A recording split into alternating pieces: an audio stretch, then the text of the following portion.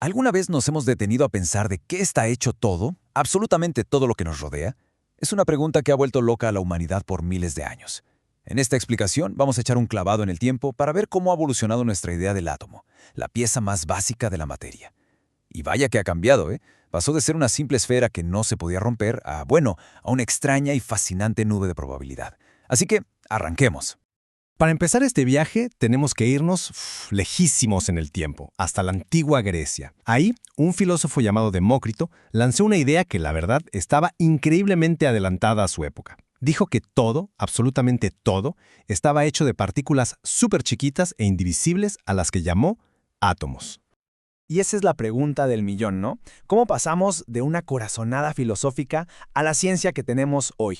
Pues ese camino está lleno de mentes brillantes, de experimentos que dejaron a todos con la boca abierta y de modelos que, aunque hoy sabemos que estaban mal, fueron escalones súper necesarios para acercarnos a la verdad. Muy bien, vámonos con la primera parada. Los filósofos que sin saberlo empezaron un debate que duraría literalmente siglos.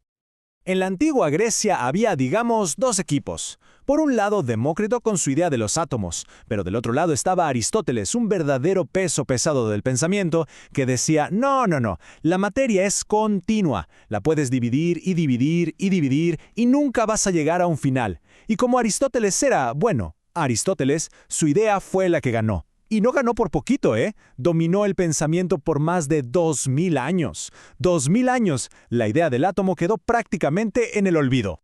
Y bueno, tuvimos que dar un salto gigante en el tiempo hasta el siglo XIX para que el átomo volviera a la jugada. Pero esta vez ya no como una simple idea, sino como una teoría científica bien fundamentada. Y todo gracias a un tipazo llamado John Dalton. Por allá de 1808, Dalton llegó y puso sobre la mesa 4 ideas clave que, la verdad, cambiaron el juego por completo.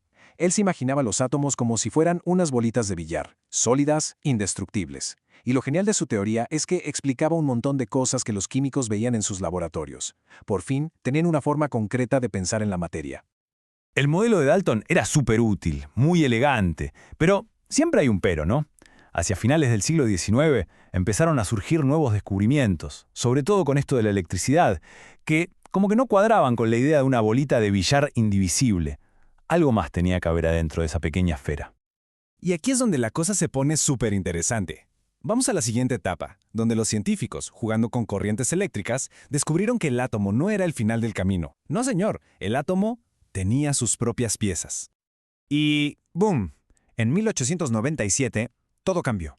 Un físico llamado J.J. Thomson, haciendo experimentos con unos tubos de rayos catódicos, descubrió una partícula muchísimo más pequeña que el átomo y además con carga negativa. La llamó electrón. Esto no era cualquier cosa, ¿eh? Básicamente pulverizó uno de los pilares de Dalton. El átomo sí se podía dividir. Entonces, para que todo cuadrara, Thomson se inventó un nuevo modelo que, hoy nos suena un poco a postre. Se le conoce como el budín de pasas. Imagínense el átomo como una especie de panqué o gelatina con carga positiva. Y ahí embarrados estaban los electrones negativos, como si fueran pasitas. Así, la carga positiva del panqué y la negativa de las pasas se cancelaban y el átomo quedaba neutro. Parecía una buena idea, ¿no? Tenía su lógica. Pues, no duró mucho. Un experimento dirigido por uno de los estudiantes del mismísimo Thomson, un tal Ernest Rutherford, estaba a punto de revelar una imagen del átomo que de verdad nadie, pero nadie, se esperaba. A ver, lo que hizo Rutherford fue algo increíble. Empezó a disparar partículas alfa, que son positivas, contra una lámina de oro súper delgadita. Según el modelo del budín de pasas, todas las partículas deberían haberla atravesado como si nada. Y sí, la mayoría no hizo. Pero, para su total sorpresa, algunas rebotaron. Rebotaron con una fuerza brutal, como si le hubieras disparado una bala a una hoja de papel y te rebotara en la cara. La única explicación posible era, totalmente radical. Rutherford se dio cuenta de que casi toda la masa y toda la carga positiva del átomo tenían que estar apretujadas en un punto increíblemente pequeño y denso en el centro, el núcleo. Y los electrones andaban por ahí dando vueltas lejísimos de ese núcleo. Y aquí viene lo más loco. Esto significaba que el átomo era, en su gran mayoría, espacio vacío. Este modelo del átomo como un mini sistema solar era genial, muy visual, pero tenía un problema. Y no era un problema pequeño, no. Era un fallo garrafal de acuerdo con las leyes de la física que se conocían. Aquí estaba el problemón. Las reglas de la física de ese entonces decían que una partícula con carga, como el electrón, al estar dando vueltas, debería estar perdiendo energía todo el tiempo, como si se fuera desinflando, y al perder energía, caería en una espiral mortal directo hacia el núcleo. ¡Pum! En menos de un parpadeo. Si eso fuera cierto, pues nada de lo que conocemos podría existir. Así que claramente algo faltaba en esta historia.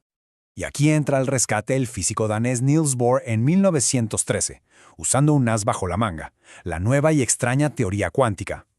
Lo que propuso fue revolucionario. Dijo, a ver, los electrones no pueden andar por donde se les dé la gana, solo pueden existir en ciertas órbitas permitidas, como si fueran carriles en una autopista. Y mientras están en su carril, simplemente no pierden energía. Y ya. Podían saltar de un carril a otro, claro, pero solo si absorbían o liberaban la cantidad exacta de energía. Y esto explicaba a la perfección la luz que emitían los átomos. El modelo de Bohr fue un superavance, un éxito rotundo. Pero tenía un detallito. Solo jalaba la perfección para el átomo más simple de todos, el de hidrógeno. Para átomos más complicados la cosa no cuadraba tan bien. La física necesitaba dar un último y muy extraño salto para llegar al modelo que usamos hoy. El modelo cuántico moderno, desarrollado por gente como Schrödinger, da un paso que nos vuela la cabeza. Abandona por completo la idea de una órbita, de un caminito bien definido como el de un planeta. No, el concepto de órbita se cambia por el de orbital, que es algo radicalmente diferente.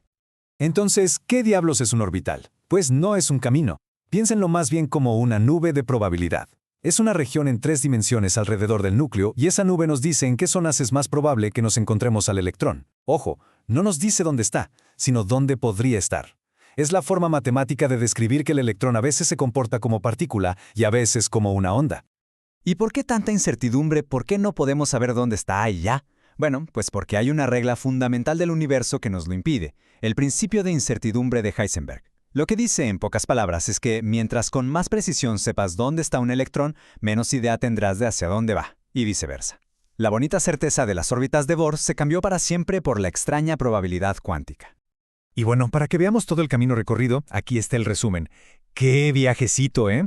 Empezamos con la idea de una esfera indivisible de los griegos. Pasamos a la bola de billar de Dalton, luego al budín de pasas de Thomson, al sistema solar miniatura de Rutherford, a las órbitas con carriles de Bohr y terminamos en la nube de probabilidad del modelo cuántico actual. Cada uno de estos modelos fue una auténtica revolución que nos abrió puertas a un conocimiento que antes era impensable. Y esto nos deja con una última pregunta flotando en el aire. Si nuestra visión de la pieza más fundamental del universo ha cambiado de forma tan drástica, ¿qué otros descubrimientos nos esperan? ¿Cuál será el siguiente modelo del átomo? Porque una cosa es segura, el viaje al corazón de la materia está muy lejos de terminar.